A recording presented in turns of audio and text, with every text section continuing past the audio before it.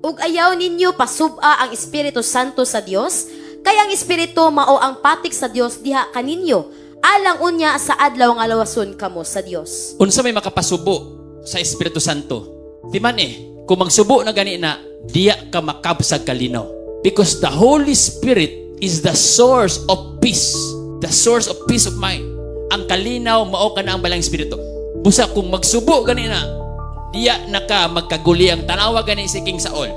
Sa panahon nga gibiyaan sa balang Espiritu, mingon Biblia, gisamok, gihasol ang iyang unahuna sa daotang Espiritu.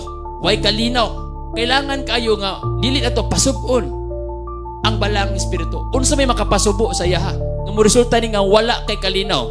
Biyain ninyo ang tanang kayugot, kapungot ug kasuko. Tuara, kung dili gani nimo na mabiyaan ng mga butanga, ayaw paghandom og kalinaw sa pamilya. Ayaw paghandom nga adunay kalinaw sa iyong pamuyo.